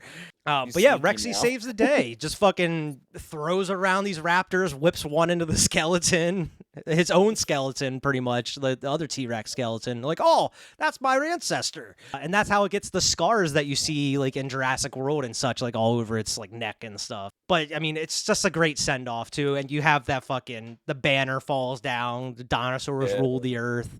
It's a little on the nose, but it works, especially with that roar there in the center. Honestly, to me, feels like a victory lap, like a Spielberg victory lap. Like Yeah. the whole, just that whole, It's like, hey, that bit you liked everything is- else? Check this shit out. is well deserved. Yeah, and like he's like, we need Rexy again. Like we had the big the T-Rex breakout. We had him eating a Gallimimus. We need to kind of throw it in here one more time. A nice proper little send off for old Rexy, and it saves the day. It's the good guy kind of at the end. Yeah, it does kind of start that unfortunate trend of Deus Rex Machina, as it's It known. does. It does. It does. Because as much as I love Rexy, they turn it into a good guy. Eventually, going throughout the sequels and stuff is like, I want it to just be a dinosaur, man. I just want it to be just like it wants to hunt whatever the fuck it wants to hunt. It wants to eat whatever it wants to eat. It doesn't pick or choose sides or anything of that nature. Similar to the ones we see in the sequel, the two Rexes that just fucking tear shit up and eat everybody in sight.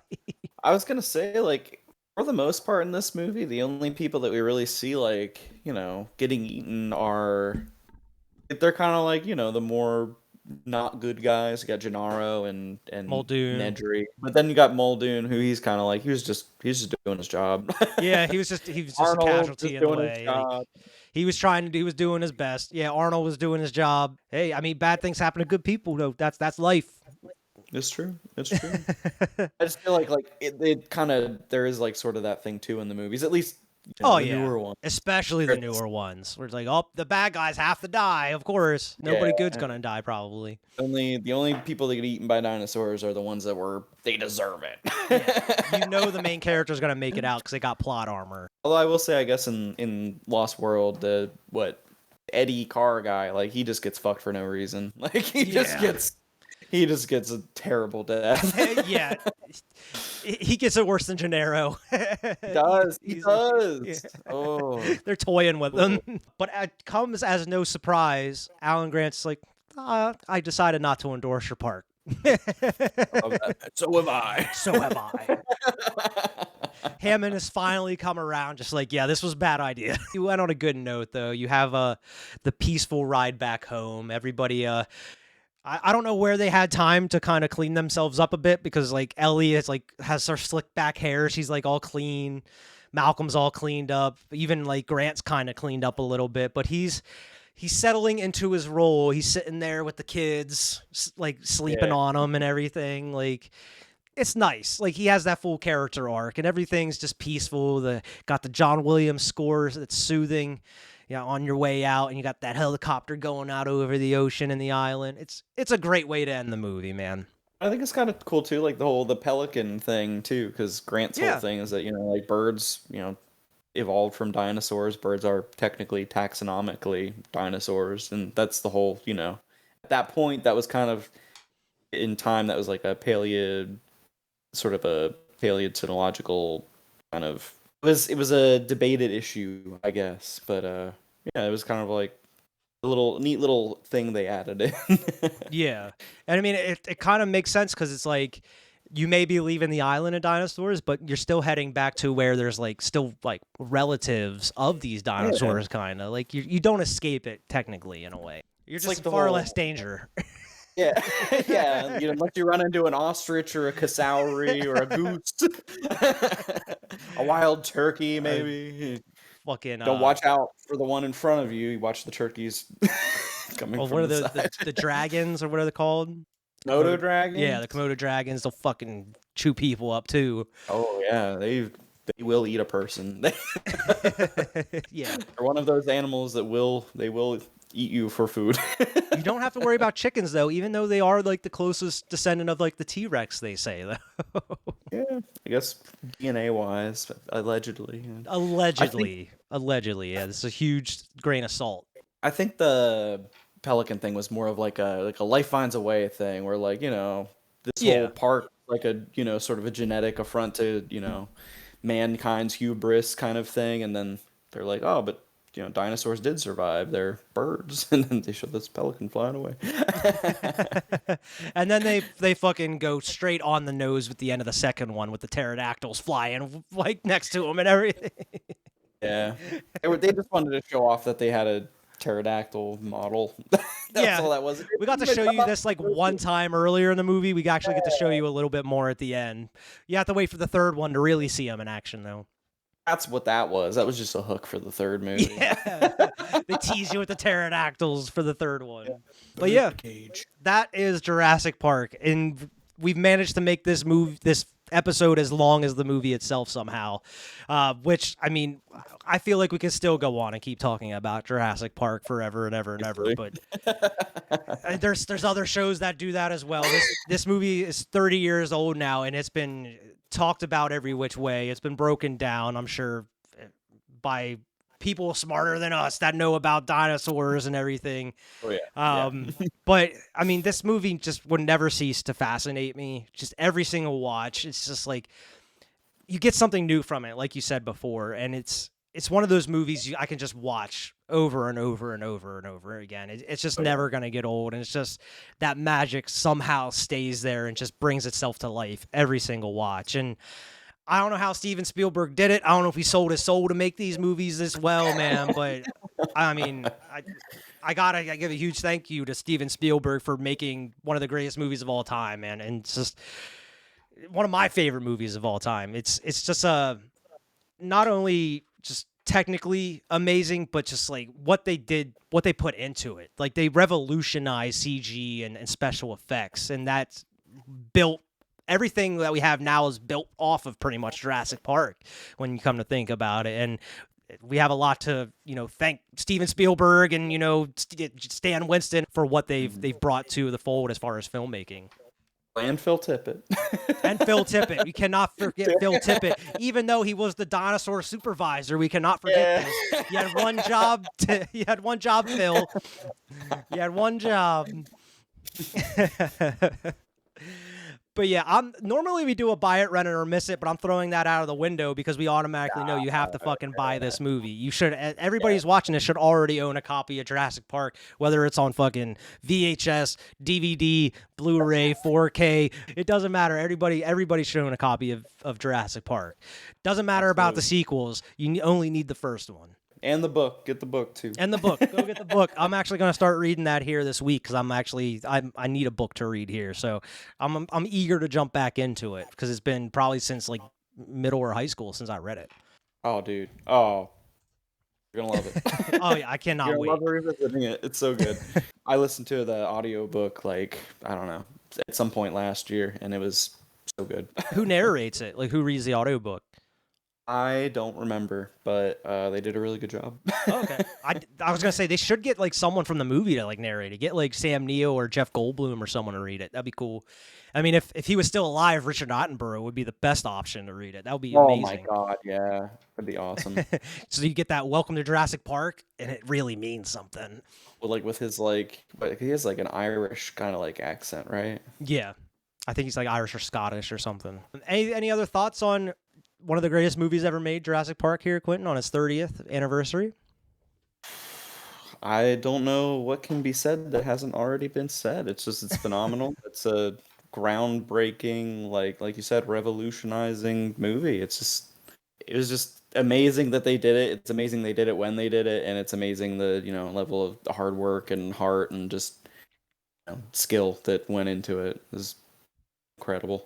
Yeah, I mean, it really shows you what it means when you put like love into the work that you like. Steven Spielberg loves dinosaurs. He grew up loving dinosaurs. So for him to be able to make this, it really shows how much he cared about the process of putting it all together. Where it's like, even now with how many sequels deep, none of them come even close to this, like the feeling of the original Jurassic Park.